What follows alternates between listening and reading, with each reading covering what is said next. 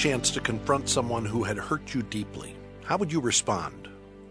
Well, today on Truth for Life, we're considering Joseph's interaction with his brothers who had betrayed him years before.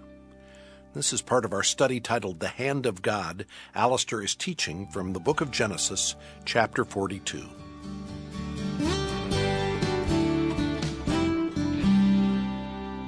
What we have recorded for us here by Moses is a narrative which builds itself around three separate conversations. The first is brief, between Jacob and his sons. The second is longer, involving Joseph and his brothers. And the third is again somewhat brief, which takes place between the brothers in isolation, at least physically it would appear, from Joseph himself. And so I want simply to draw our thinking in that way this morning, noticing first of all the conversation recorded for us there in the opening two verses, which is a dialogue involving Jacob and his sons. Now, the context in which the conversation takes place, we don't need to guess. We're told that the pressing urgency of this particular family, and indeed of their nation, and beyond that, the then known world, was this matter of famine. Scenes that many of us have only observed from afar in the kindness and providence of God, and yet scenes which others throughout the world have in our lifetime faced with regularity, were the experience of these dwellers in Canaan. And this particular gentleman by the name of Jacob had now, along with others in his country, reached the point where the considerations of food were no longer a matter of passing indifference, but were a pressing urgency. If they got food, they would live. If they were unable to get food, then like others, they would die. And so in that framework, he addresses a question to his sons. And it's there for you in verse 1, if you just look at your Bible. He says to them, "Why do you just keep looking at each other?" Now, this is a parental question, I would suggest. I'm not quite sure yet how it comes about. But this is the kind of question with which mothers have become very familiar 2 or 3 days into the summer vacation from school, when the children are all sitting around and the mother says, "Why do you just keep sitting there looking at each other?" In other words, why don't you go out and do something?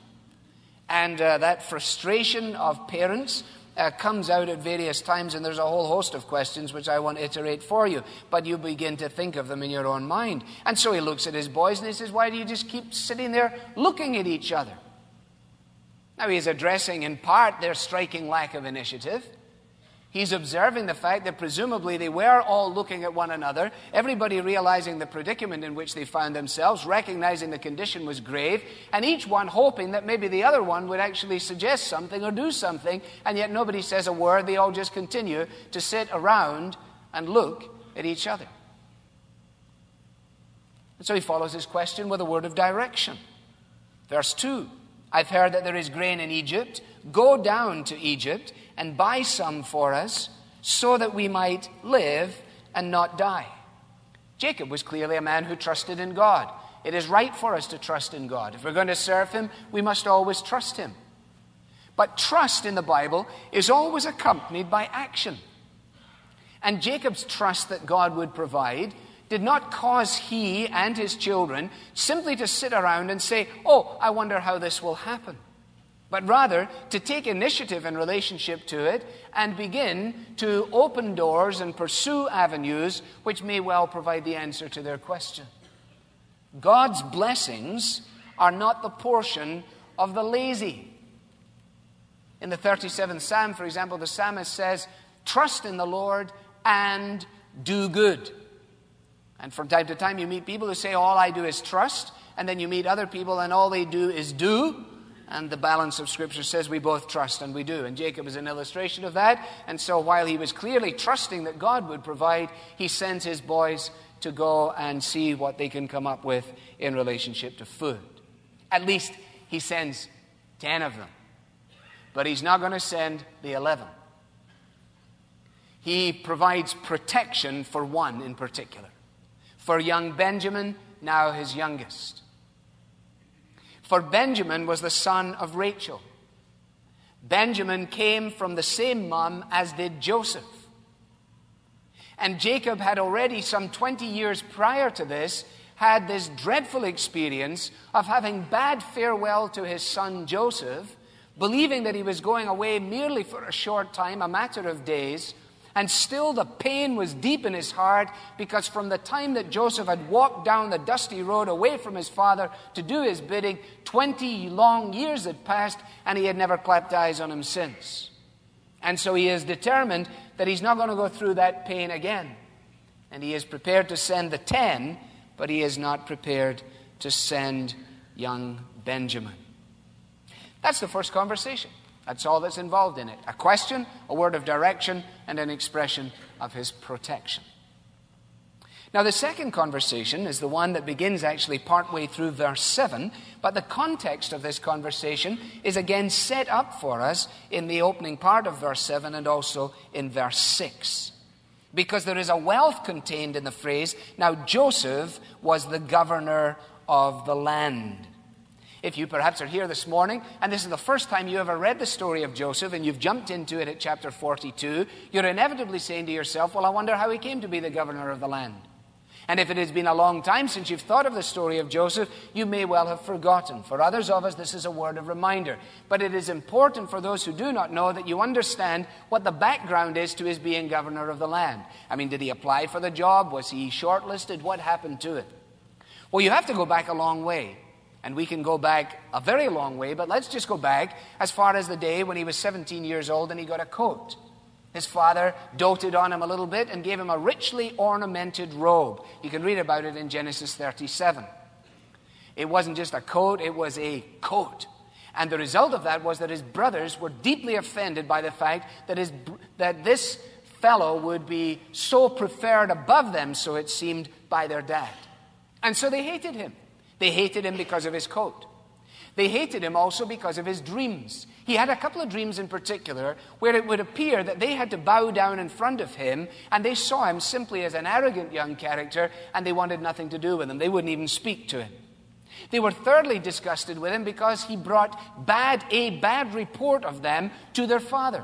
He was 17 years old. They were older. He would go places, see them doing things. He was particularly close to his father. His father might have said to him, and what were the boys doing this afternoon or this evening, or where were they last night? And he took the opportunity to let his dad know that things hadn't been going very, very well. Well, you only need a few older brothers to come down hard on you in relationship to that, and they didn't like it. So while they were out looking after their sheep, their father decides that he'll send Joseph on the journey I just mentioned to go see these brothers, make sure they're okay, and then bring back a report. And when they see him coming in the distance, they nudge one another and they say, now's our chance. We hate him. We are jealous of him. He is an offense to us. We don't even like to talk to him. So why don't we just flat out kill him? One of them intervenes, another intervenes, and the upshot of it all is that he doesn't die. He's thrown down into a pit in which there is no water, therefore he lands with a thud. And he is finally hauled up out of the pit when they see a passing caravan that is heading for Egypt, full of Ishmaelites, and they say to the Ishmaelites, hey, would you like to buy a slave? Recognizing they can probably turn him for a prophet, they say, sure. So Joseph is pulled up, dumped on the back of a camel, and shipped off to Egypt, where again, in turn, he is sold on the auction block of Egyptian society. He's fortunate in comparison to other slaves insofar as he ends up in a really plum position. He ends up in the home of Potiphar, who was an official of the king. He was well set, like Joseph, gave him the run of the place, concerned himself only with two things. One, what he was eating, and two, his wife. Unfortunately, his wife took a shine to Joseph, and that created a major problem. Joseph, in resisting her advances, is accused by her falsely of sexual impropriety, and as a result of that, he ends up in the jail, in the dungeon. While in the dungeon, he is able to interpret dreams for a couple of guys, one of whom he hopes will get his release. But the fellow goes away and forgets all about him. 2 years pass and he's forgotten. And while he languishes there, the Pharaoh, he dreams. And nobody amongst the magicians of Egypt is able to interpret the Pharaoh's dream. And the fellow who had previously been helped with an answer to his problem suggests that the Pharaoh might like to talk to Joseph. Joseph in turn says, I can't interpret dreams, God can, and I'll do what I can for you. And God gives to Joseph the ability to interpret the dream. Pharaoh is so unbelievably jazzed by this that he gives to him a fantastic job. The best job in the whole place, apart from the king's job. And since there could only be one king and he wasn't about to die or give it up, Joseph had to get second in command, but he got a company car, he got a clothing allowance, he got a bunch of stuff. He was high society. Overnight, he had made it. He no longer was chained in a dungeon, he was flying around in a chariot. And so it was that he became the governor of Egypt. So it is as the governor of Egypt that his brothers now meet him. Now just picture the scene with me for a moment. Here is a group of men who are now all middle-aged. They're in their 40s, early 50s. Life has gone by. Their beards have grayed. Their hair has fallen out a little, and they've been weathered by the sun, and they've been buffeted by family life, and they have their children and their wives at home, and they've come in obedience to their parental direction, and here they are. They are part of just a long line, a succession of folks coming to Egypt because Egypt had become the soup kitchen of the then known world. People said if we're to live at all, we'll have to go to Egypt. And so the fact of the matter was they're just a succession of these people, much as we see sometimes on our television screens. Vast crowds of people making their way to the only source of life they could find. And in the middle of that sea of faces, largely unnoticed by most, were these 10 characters, just 10 more gaunt faces, facing the prospect of famine and death. And now they look into the eyes of the governor of the land. And here's the thing on which this whole conversation turns. We're told, if your Bible is open, at verse 7, that as soon as Joseph saw his brothers, he recognized them, but he made himself unrecognizable to them by pretending to be a stranger and speaking harshly to them and suggesting that he hadn't a clue what was going on by asking where did they come from, etc. Now, at first we may think this strange. Oh, come on, he was their brother. They would instinctively know him. No, think about it. First of all, 20 years had passed. He was 17 the last time they saw him. Take your photograph from your junior year at high school when you go home and look at it, and then look at yourself in the mirror and determine just how much you look like that 17-year-old picture you have in your hands. You don't look too much like it. And even if you're only 37, it's staggering how much you don't look like it. And it's possible for people to walk past you in the streets even though they were friendly with you 20 years ago at school. 20 years had passed. His voice had changed. In fact, the language that he spoke had changed. He was speaking to them, Moses tells us, through an interpreter. And so they weren't expecting this. His appearance was striking. In all of the finery of his position and status now in the Egyptian culture, there was no sense in which they would be expecting this at all. If the brothers had entertained any thought of finding Joseph when they went to Egypt, where do you think they would have looked? They would have looked in the bazaars. They would have looked in the refugee camps. They would have looked in the places where the foreigners lived. They would have looked for other people of Hebrew descent. They would have looked for folks with beards and the right kind of clothes. They would have said, now look, there's somebody from Canaan. The last place they would ever have thought to find their brother was in a chariot, second in command, dressed in all these designer clothes from Egypt, speaking a foreign language. And so while he was looking right into their eyes and they into his, they didn't recognize him. And so Joseph seizes the opportunity. As he looks on them, all kinds of dreams are flooding his mind. Indeed, the writer says that he remembered his dreams in verse 9. And now as they bow down before him, he needs to find out whether they still hated him, whether they felt any sorrow for their sins, any sense of guilt over their actions. And so he continues purposefully to conceal his identity by pretending to doubt their integrity. Now, we can have a long discussion some other time about whether it was right for Joseph to engage in pretense in the way that he did, whether dissimilitude is ever right for the child of God. But that's a kind of theological red herring for the time being. Those of you who want to discuss it, we'll set a place, get a large pot of coffee, and we'll talk about it. But for now, most of you hadn't even thought about it, and I shouldn't even have mentioned it. So, but I have now done, so ask someone else what it means.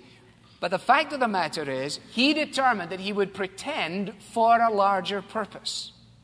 And so he says to them, oh, you've only just come up here because you're spies. You just came in to see if there's a place that is unprotected in the land where you can make a line into us and perhaps steal from us. Oh, no, my lord, he says in verse 10, your servants have come to buy food. Now, you've got to keep this in context. Remember, these chaps were rough. I mean, these weren't milquetoast chaps. They had torn apart complete cities before this. They had murdered everybody in the whole area as a result of a violation to their sister. Remember that? They're not in the business of having some really dressed up character that they don't even know or like tell them that they're spies.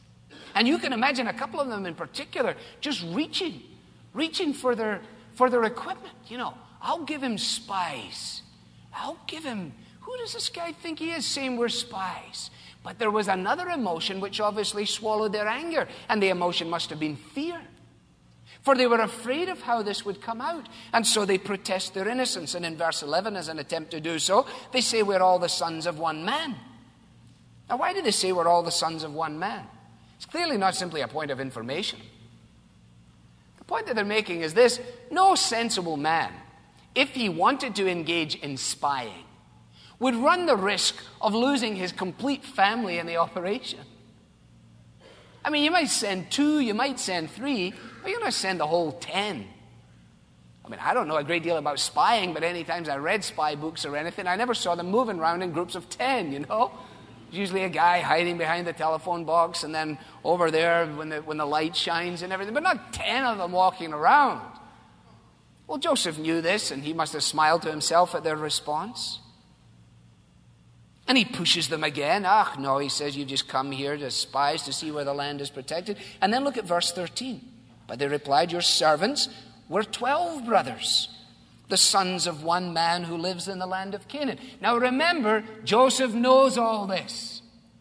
They don't know that he is who he is. Therefore, they don't know that he knows. This is ironic. Now, I can't wait to get to heaven to ask Joseph, just tell me how you felt when they said, and one is no more, and you were no more, you know. He must have smiled to himself at that point and covered it up pretty well. But he continues to apply his line of pressure. Why does he do this? Why does he keep saying to them, you're spies? And why spies? Do you ever think about that? I mean, of all the things he could have said, why did he say, keep accusing them of being spies? Well, it could simply be that spying was a large part of this peculiar famine time, and people were trying to find inroads into Egypt and find ways to take away the produce, and that may well be the case. But I think it's more than that. I think that what he's doing is he's holding up a mirror to his brothers. And he is actually holding up to them the scene which happened to him all these 20 years prior to this. Because what were the 3 things that annoyed them about Joseph? Well, it was his coat, and it was his dream.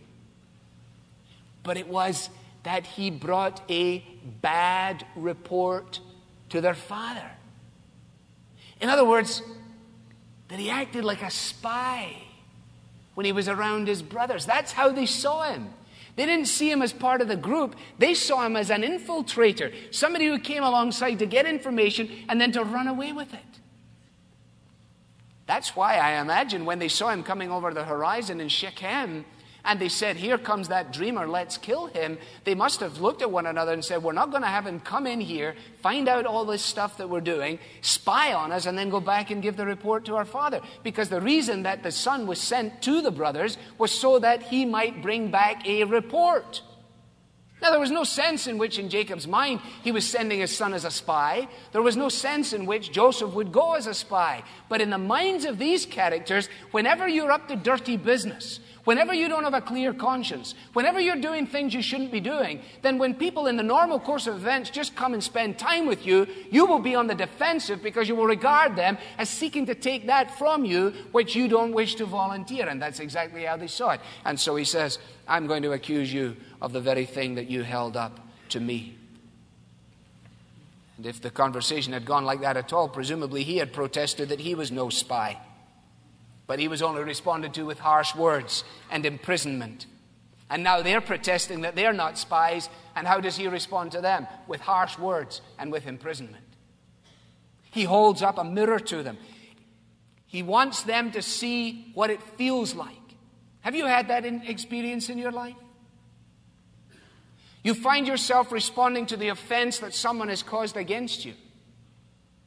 And suddenly it's like a mirror. It's like a light goes on and you see, but that's exactly what I did to him. And I'd never thought about it before. That's exactly how I treated her. That's why I don't like this feeling, I say to myself. I never considered it before because it's actually showing me up in a mirror. It's showing the horrendous nature of my own approach to things. And by taking this approach, Joseph was making a powerful appeal to their conscience and to their memory. And he puts them in the jail so they will have 3 days to think about it. And 3 days they have to think about it. And on the third day, our third conversation ensues.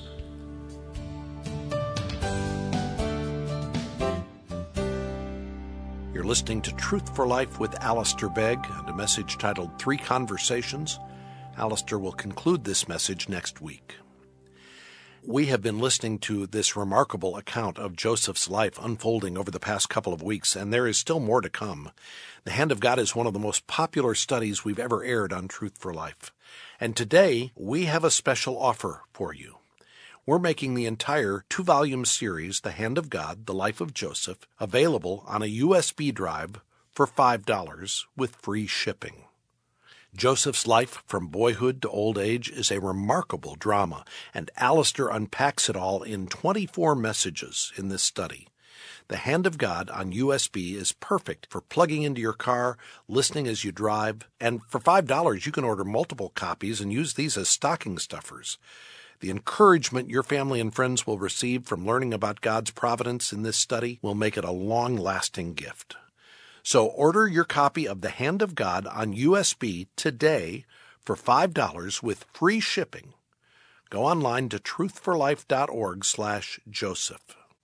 Here at Truth for Life, we're able to make extraordinary studies like The Hand of God available at such a low price, to make these daily messages available free of charge on the radio. All of it because of listeners like you who give faithfully. When you donate to Truth for Life, your giving offsets the cost of resources like this so that people who want to learn more about the Bible can do so easily. So when you go through the online checkout process today, would you consider adding a generous year-end donation to your order?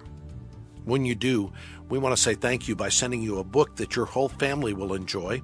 It's a book titled Prepare Him Room. It's an Advent devotional that ties together the prophecies of the coming of Jesus with his birth, his death, and his resurrection.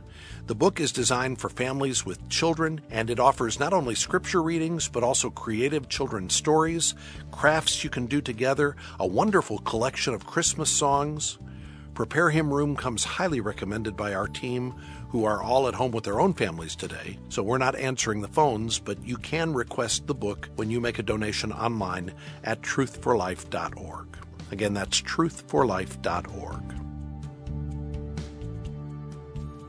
I'm Bob Lepine for Alistair Begg and all of us at Truth for Life, encouraging you to worship with your church family this weekend. And then be sure to join us again Monday as we continue our study of Joseph titled The Hand of God. Today's program was furnished by Truth for Life, where the learning is for living.